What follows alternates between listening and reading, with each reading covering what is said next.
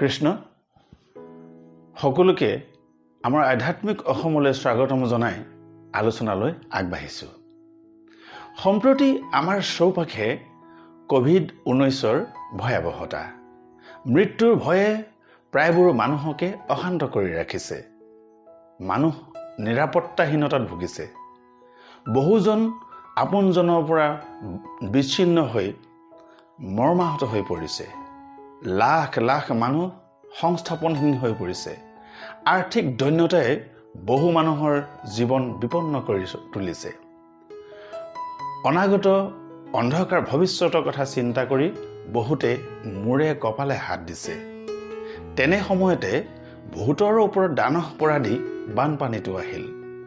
সহস্ৰ মানুহ গৃহহীন হৈ আশ্ৰয় শিবিৰত থাকি নিম্নমানৰ জীৱন যাপন কৰিব লগাত পৰিছে। সবাতোকৈ গুৰুত্বপূৰ্ণ কথাটো হ'ল কি, লাখ লাখ শিশু তথা ছাত্ৰ ছাত্ৰী শিক্ষা গ্ৰহণৰ পৰা বঞ্চিত হ'ব লগা হৈছে। অনিশ্চিত শৈক্ষিক ভৱিষ্যতৰ কথা চিন্তা কৰি অশান্তিত জীৱন কটাবলগীয়া হৈছে।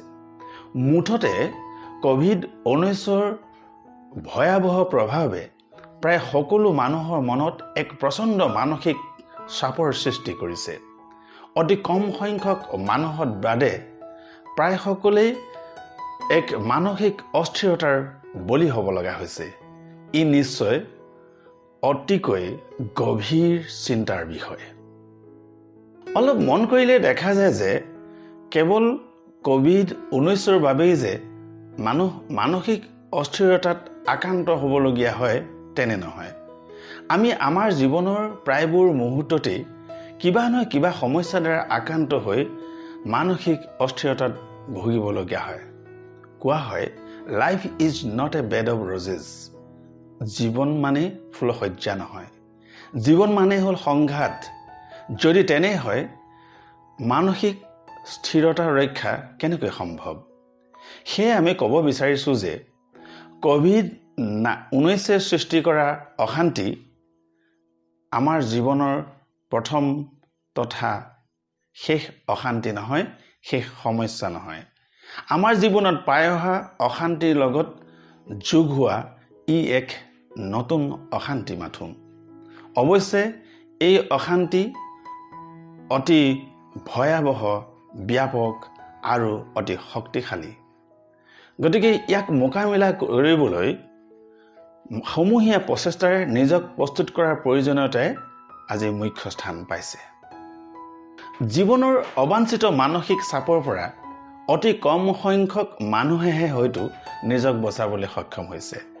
আমিও কম বেছি পৰিমাণে হ'লেও পাৰিছোঁ নিশ্চয়, যাৰ বাবে জীৱনৰ ক্ষেত্ৰখনত এজন যুঁজাৰুৰ দৰে অৱতীৰ্ণ হৈ জীৱন জি আছোঁ। এই কথাখিনি অৱতাৰণা কৰাৰ কাৰণ হৈছে আমাৰ আজি আলোচ্য বিষয়টো হৈছে মানসিক সুস্বাস্থ্য তথা মানসিক কল্যাণ।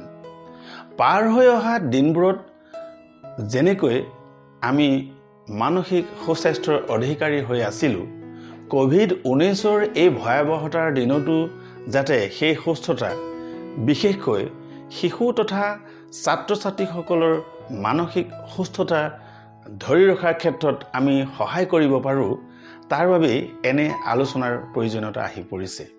সেই সম্পৰ্কে সজাগতা বৃদ্ধি কৰাই, সজাগতা সৃষ্টি কৰাই আমাৰ আলোচনাৰ মুখ্য উদ্দেশ্য। বিষয়বস্তুৰ ব্যাপকতাৰ প্ৰতি লক্ষ্য ৰাখি আমি কেইবাটাও খণ্ডত আমাৰ আলোচনা আগবঢ়াই নিম। আমি আশা কৰিম আমাৰ আলোচনাৰ শেষৰ খণ্ডটোলৈকে আপোনালোকে উপভোগ কৰিব আৰু নিজৰ জীৱনৰ অভিজ্ঞতাৰ লগত ইয়াত পোৱা অভিজ্ঞতাখিনি থোপাই নিজৰ লগতে ছাত্ৰ ছাত্ৰী তথা অন্যান্য মানুহৰ মানসিক সুস্বাস্থ্য ভাগি নপৰাৰ ক্ষেত্ৰত সকলোৱে অৰিহণা যোগাব। আমি সকলোৱে জানো যে শাৰীৰিক আৰু মানসিকভাৱে সুস্থ ব্যক্তিকহে সুস্বাস্থ্যৱান বুলি কোৱা হয়।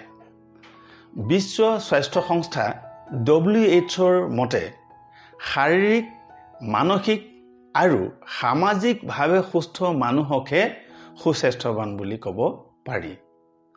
আমাৰ আজি আলোচ্য বিষয় যদিও মানসিক সুস্বাস্থ্য, তথাপি শাৰীৰিক আৰু সামাজিক সুস্বাস্থ্যৰ কথা সততে মনত ৰাখি আমাৰ আলোচনা আগবঢ়াই নিবলৈ চেষ্টা কৰিম।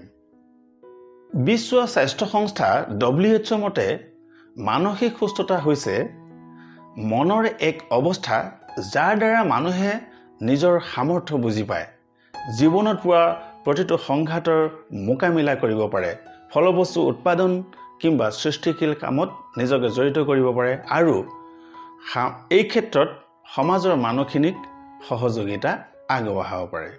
ইয়াক তিনিটা ভাগত ভাগ কৰিব পাৰি: আৱেগিক সুস্থতা, মনোবৈজ্ঞানিক সুস্থতা আৰু সামাজিক সুস্থতা। সুখ, আত্মসন্তুষ্টি আদি আৱেগিক সুস্থতা। নিজৰ সজ ব্যক্তিত্বক ভাল পোৱা, দৈনন্দিন জীৱনত দায়িত্ব সুচাৰুৰূপে পালন কৰা, আনৰ সৈতে সুসম্পৰ্ক বজাই ৰখা, জীৱনত পোৱাখিনিকে লৈ সন্তুষ্ট হোৱা আদি মনোবৈজ্ঞানিক সুস্থতা। ইতিবাচক কাৰ্য কৰা, সমাজৰ সৈতে সহযোগিতা কৰা, সমাজৰ লগত মিলি থকা, সামাজিক যথাৰ্থতা অৰ্থাৎ সমাজখনেই সকলোৰে বাবে ভাল বুলি ভবা, সামাজিক সম্বন্ধ অৰ্থাৎ সমাজখনে সকলোকে সচেতন কৰি ৰাখে বুলি বিশ্বাস কৰা আদি সামাজিক সুস্থতাৰ লক্ষণ। মানসিক সুস্বাস্থ্যৰ লগত দুটা কথা বিশেষভাৱে জড়িত, সেই দুটা হ'ল ভালকৈ ভবা আৰু ভালকৈ কাম কৰা।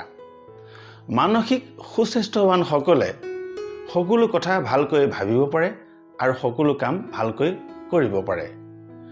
সুখ, সন্তুষ্টি উপভোগ, অনুসন্ধিৎসু, সততে নিজক ভাল কামত জড়িতকৰণ আদি ইতিবাচক অভিজ্ঞতাপুষ্ট ব্যক্তিৰ লক্ষণসমূহ মানসিক সুস্থতাৰ পৰিচায়ক। কৃষ্ণ, ধন্যবাদ।